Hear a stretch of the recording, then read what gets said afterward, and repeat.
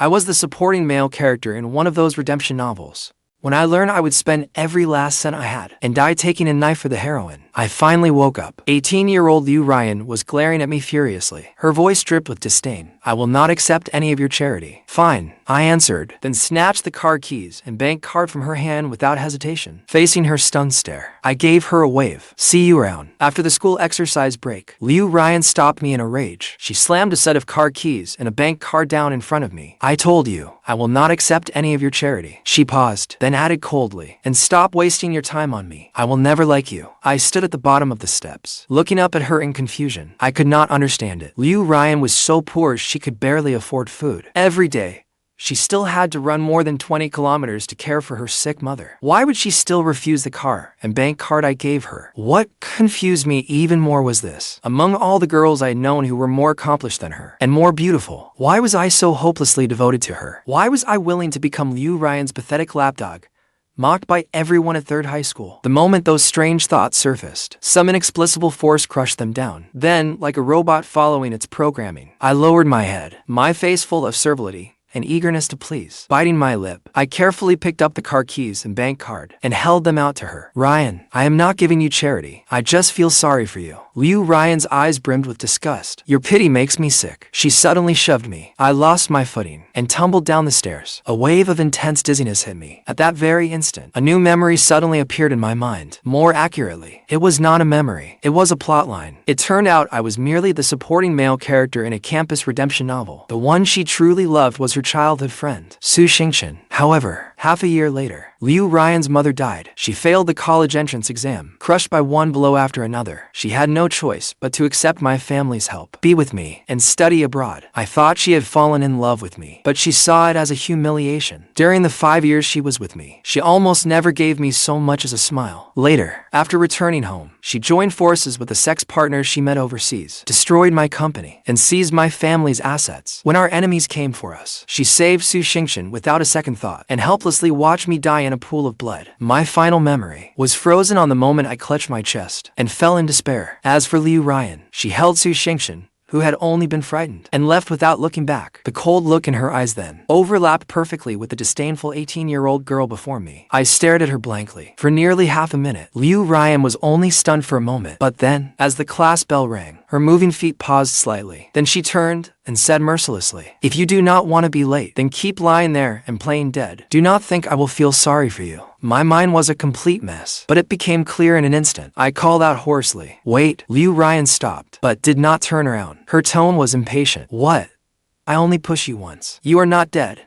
Expect me to carry you." As she spoke, I braced myself against the wall and struggled to my feet in front of her. Before her astonished eyes, I snatched the car keys and bank card from her uniform pocket. Without looking back, I waved. "See you around. Goodbye.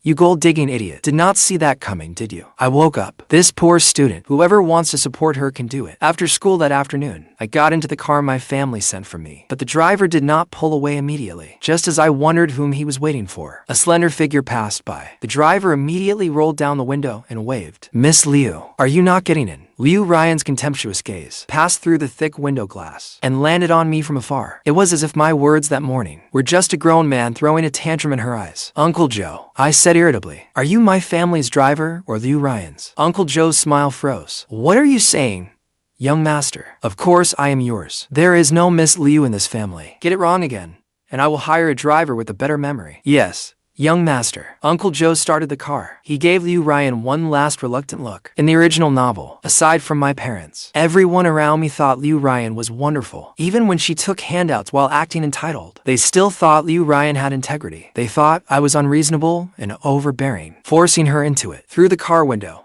I watched Ruyan unlock her bicycle. In the original plot, the car keys and card I forced on her that morning were something she loudly, humiliatingly claimed she did not need. Yet after all her inner monologues and agonized struggles, she still drove the car I gave her, back and forth between the hospital and school, using my card to pay her mother's medical bills. Yet she still acted as if I had forced her and wronged her. But now she had nothing. That journey of more than 20 kilometers and the enormous medical bills, how would she manage? With the college entrance exam approaching, the sun grew increasingly brutal. While I was already home, happily eating watermelon and doing homework, Ruyan finally arrived at the hospital, drenched in sweat. After finishing my homework, I called my mother. Mom, where are you? I need to talk to you about something. The Zhang family's fate was still vivid in my mind. I had to warn my parents to avoid anything that could harm the company. What is it?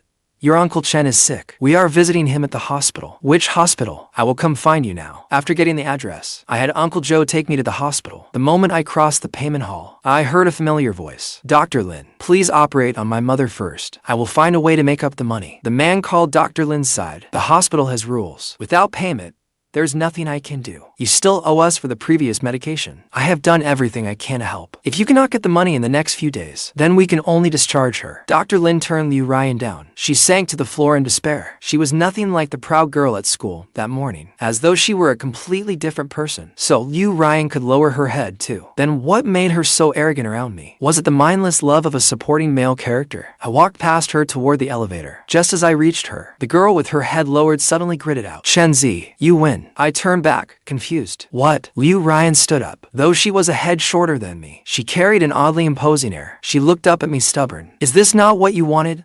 To see me humiliated, with nowhere left to turn, so I would accept your charity. I was silent for a long moment, then spat out 3 words. You are insane. She gave a cold laugh, certain I was just putting up a front. She held out her hand as if granting me a favor. Give it to me. I frowned. Give you what? The card. Did you not come here to give me your bank card? As she spoke, she paused, her tone turning even more mocking. Do not tell me. Being here is merely a coincidence. Chen Zi, I know exactly what kind of lowlife you are. I was stunned. Who on earth wrote this original novel? As the heroine, could her values really be this twisted? No. Ma'am, please get this straight. I clutched my little bag protectively. The way I looked at her was no different from how I would look at a mugger. My family has money, but I am not stupid. My parents donate plenty every year. But have you ever seen a recipient speak to their benefactor as if they were doing them a favor? Your circumstances are tragic. Sure, but you cannot bite everyone you meet like a rabid dog. Besides, I was not bad to you. When I liked you, I gave you the best food and drink. People called me her pathetic doormat, and I never said a word. I am still the eldest son of the Chen family. Did you have to act like I owed you something? Do you have some kind of grudge against rich people? Liu Ruyan looked at me coldly. Forget it. I knew it. Everything I just said was clearly wasted on you. I merely shrugged it off. She sneered. Do you think having money means you can do whatever you want and humiliate people whenever you please? Chen Zi, you never understood me. You do not understand how disgusting you are either. Fine. Since you hate me so much, you can hate my money along with me. The moment I finished speaking, the elevator behind me opened. A piercing voice,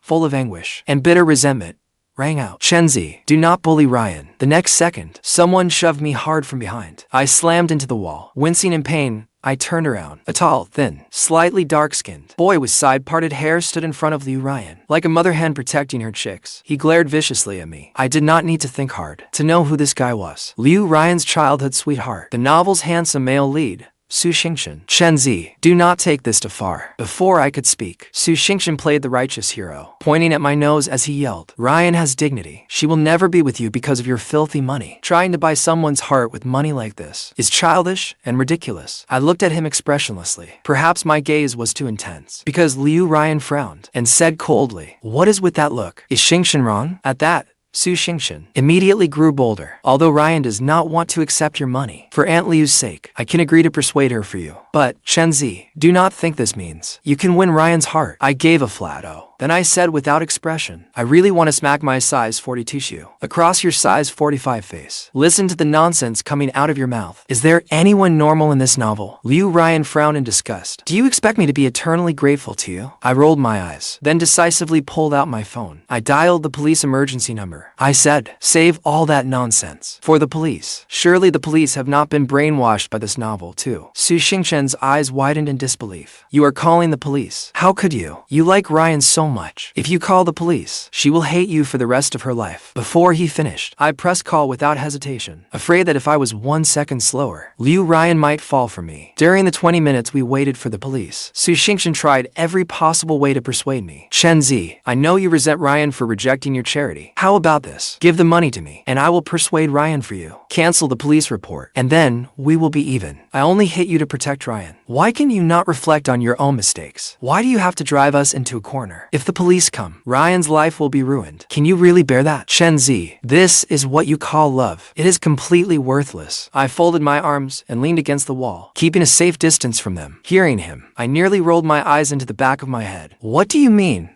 We are even. You spend my money, then put your hands on me. You get all the benefits and still get to sound righteous. And another thing, I am not the one ruining you. You are doing that yourselves. You are the one who cornered me here today. You are also the one who has been whining non-stop like a bitter old woman. My only mistake was not checking my luck before leaving home today and running into nightmares like you. Their faces grew uglier and uglier. Liu Ryan's dark eyes stayed locked on me until the police arrived. Both still looked as though Chen Zi had gone insane.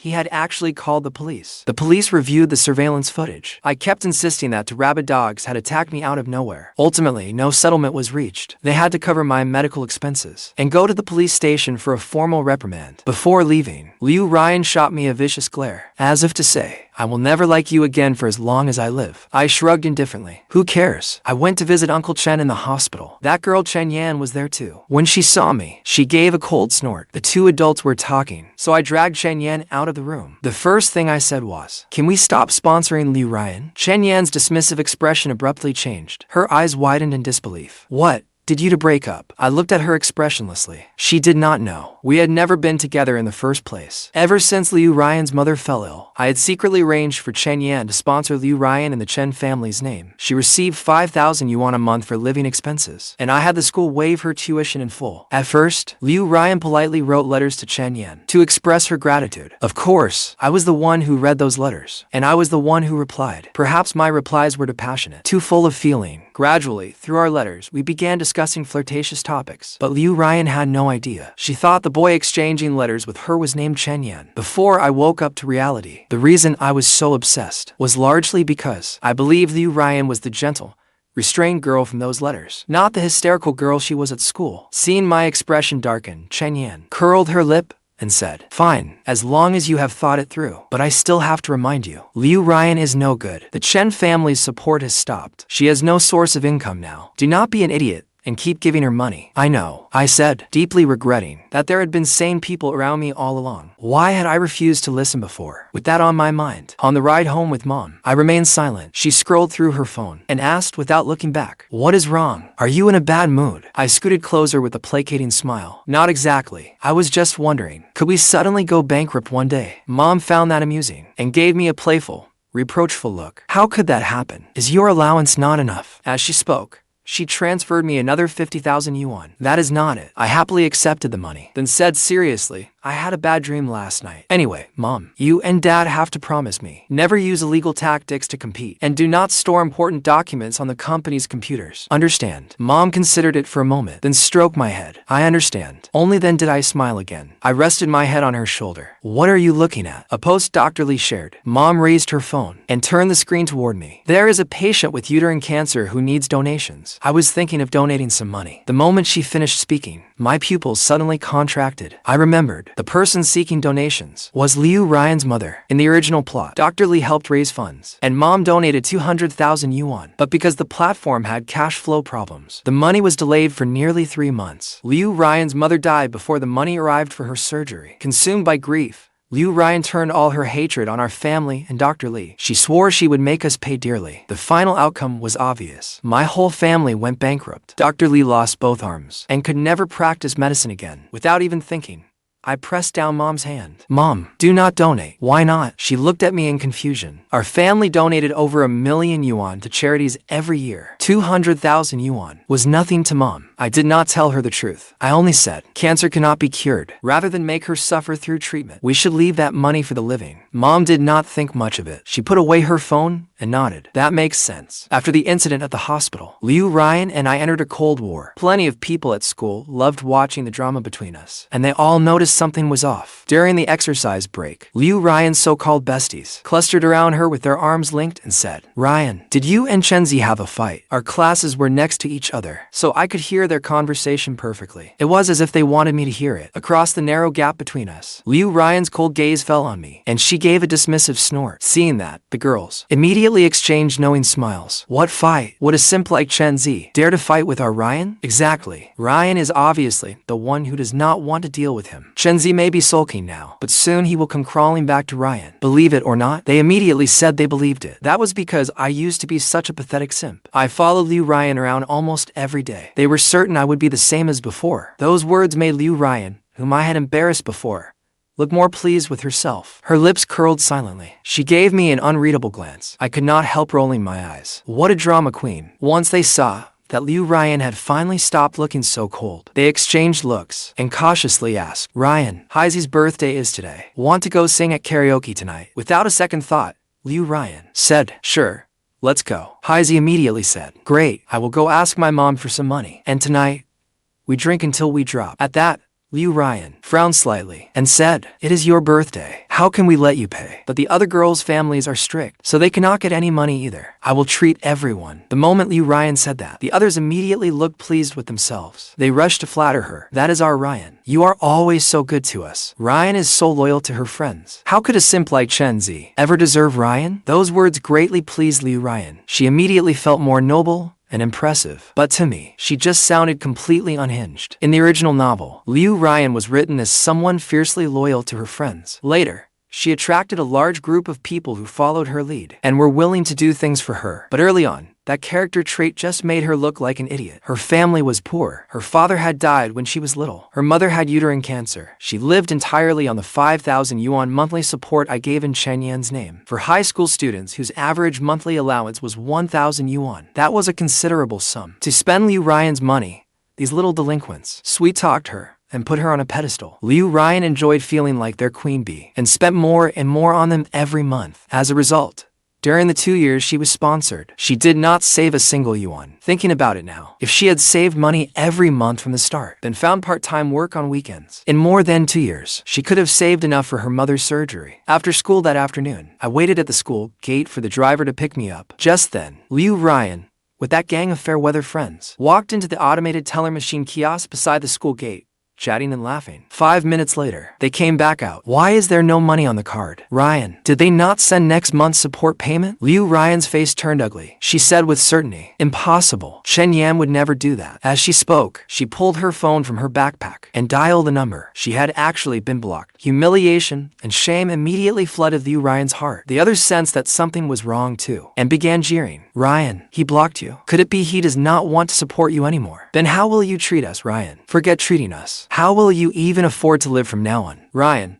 have any money yourself. I already called and booked a private room. What will we do without money now?" Question after question, cut like knives, stabbing straight into Ruyan's heart. For someone as proud as she was, it felt like being slapped across the face again and again. She clenched her phone, veins bulging on the back of her hand. Suddenly, she raised her head. From several meters away, she fixed me with an icy stare. My brow twitched. I immediately sensed trouble. The next second, Ruyan suddenly strode toward me. "Chen Zi," she called my name, deliberately lowering her voice. "The 3,000 yuan transferred to you last time. Give it back to me first." The 3,000 yuan she meant was from when Xingchen shoved me under pressure from the police. He paid me medical compensation. I frowned. "Why should I give it to you? That money is mine. It is not the money you once gave me out of charity. Why can't you give it to me? The police ruled that you assaulted me, and this is the medical compensation." Ruyan's face turned livid. She looked at me as if I had murdered her father. But seeing that I would not budge, she gritted her teeth and said, "I will pay your medical expenses next time. Just return this money to me first." I gave a cold laugh, looking at her like she was an idiot. Then I turned away and ignored her. Ruyan clenched her teeth in rage. "Chen Zi, are you doing this on purpose? Just because I would not accept you and your filthy money? You are going to force me like this?" She glared at me darkly, then took a deep breath, as if making an enormous sacrifice. She slowly said, "Fine, you do not have to repay my medical expenses. I accept your charity. Happy now. Stop making a scene. So many people are watching. Give me the money." Ruyan, do you not understand plain English? I fought the urge to slap her across the face and said kindly, "Instead of wasting time trying to treat your friends and yelling at me here, you should think about your mother's medical bills." Ruyan's expression froze. "Are you threatening me?" Just then, Uncle Joe finally arrived in the car. I quickly opened the door, but Ruyan grabbed the car door and said, "My mother's medical bills are none of your concern. Dr. Li is helping me raise the money. Do not think you can use this to threaten me. I am asking you one thing." She clung tightly to the car door, gritting her teeth. "That money today, are you giving it to me or not?" Without hesitation,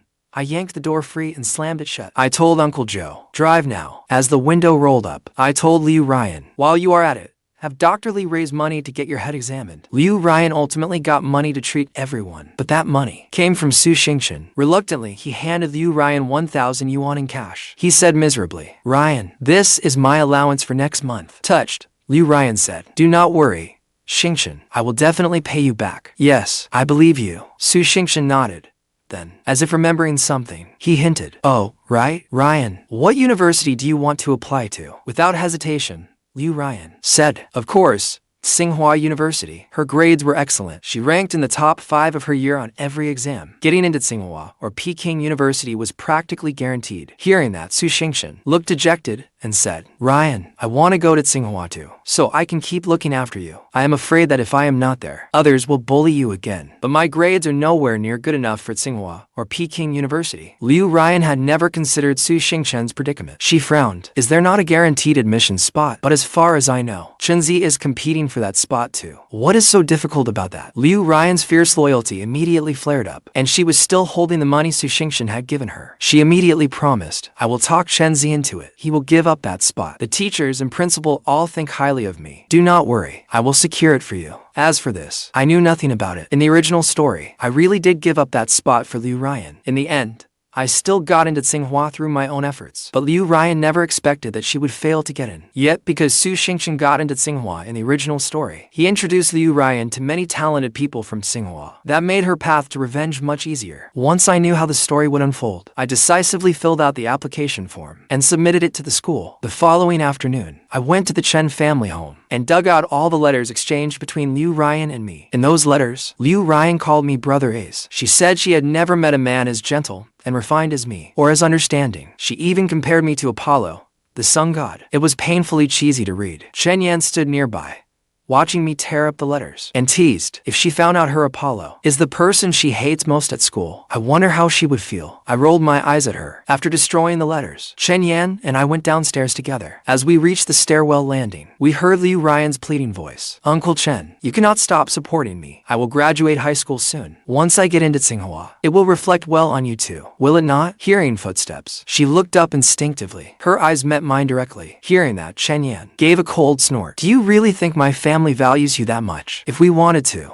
we could sponsor dozens of students into Tsinghua every year." But to Ruyan, it sounded like, "Who do you think you are? You are just a tool for my family to play with." Ruyan's eyes instantly reddened. The way she looked at Chen Yan was no different from how she looked at me. Before everyone present, she pointed at Chen Yan and cursed. "Just because you have money, you think you can control other people's lives. You do not understand me at all. Bring Brother A's out here. He is the only one who understands me. I want to talk to him." Chen Yan curled her lips. On her long legs, she walked over to Ruyan, standing half a head taller. Chen Yan looked down at Ruyan and sneered. "I am Chen Yan. What do you want?" Ruyan's eyes widened in disbelief. Even her pea brain could not grasp it. That gentle, refined, kind, and generous Brother Ace was actually a beautiful woman with a stunning figure. As if unable to bear the blow, Ruyan swayed violently. She braced herself against the arm of the sofa, then looked up, staring at us with a dreadful expression. When she saw me, her gaze suddenly froze. "Chenzi, it is you. I have not even settled the score with you yet." I still had no idea what she wanted to settle with me. But the next second, she suddenly grabbed a wooden chair beside her and hurled it at me. Luckily,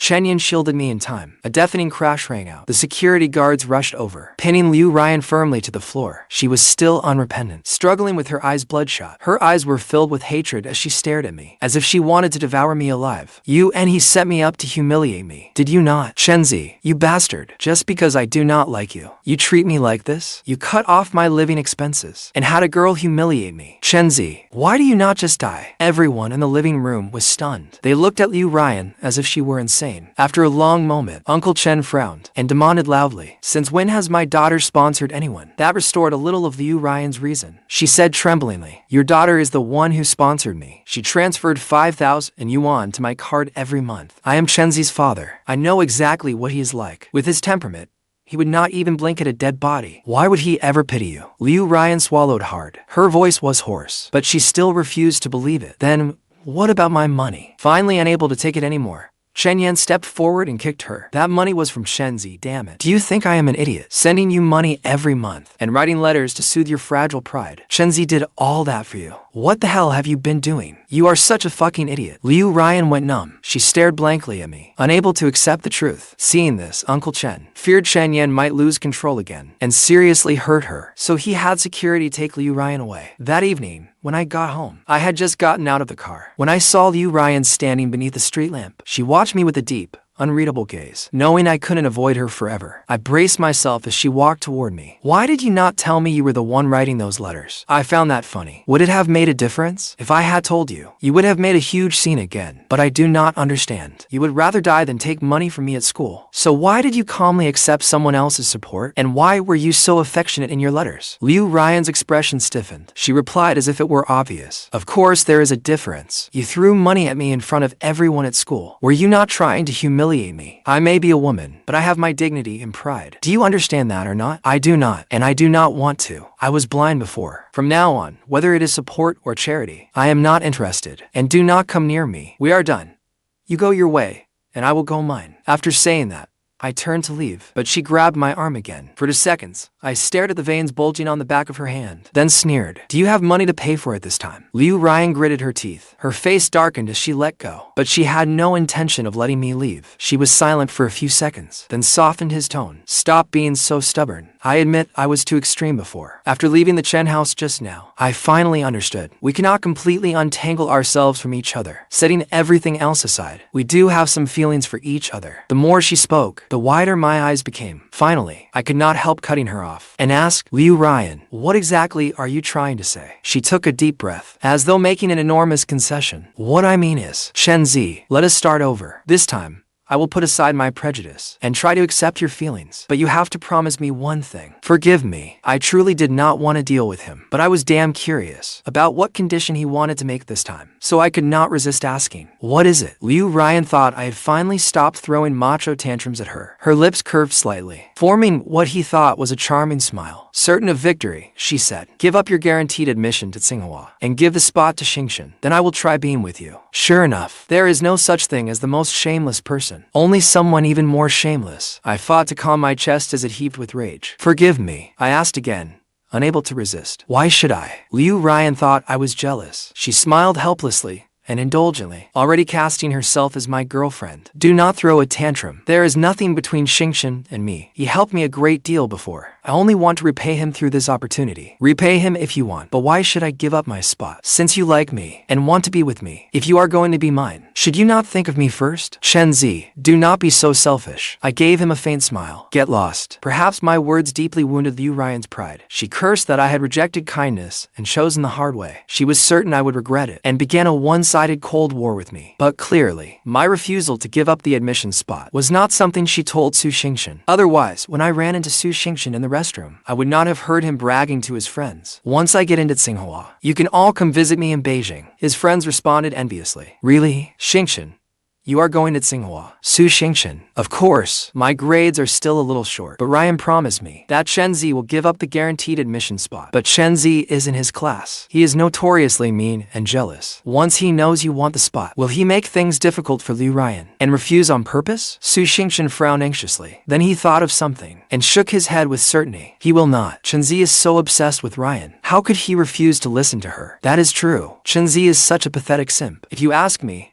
Liu Ryan does not even like Chen Zi. She still likes you best. That pleased Su Xingchen. He smiled and said smugly, you have no idea. Ryan even gave me shoes worth several thousand yuan before. Still talking, they gradually walked away. I stepped out of the restroom stall and washed my hands without expression. I wondered what expression Su Xingchen would make when he saw who got the spot. I did not have to wait long. The day the guaranteed admission result was announced, Su Xingchen arrived early with his friends to wait by the notice board. Yet on the announcement posted on the board, in large, gold embossed song-style lettering, it read, the name Chen Zi. Su Xingchen's face instantly turned ugly. How could it be Chen Zi? How is that possible? Just then, Liu Ryan passed by. Humiliated, Su Xingchen looked grim. When he spoke to Liu Ryan, his tone turned accusatory. Ryan, why is Chen Zi's name on that spot? Did you not promise to help me get it? Liu Ryan was already in an awful mood. She had indeed tried to help Su Xingchen, even taking it up with the principal. The principal had even offered to waive her tuition and fees, making her think the principal had recognized her excellence. But once the Chen family withdrew this year's funding from the school, the principal learned just how outrageous Liu Ryan had been. She had offended the Chen family. So,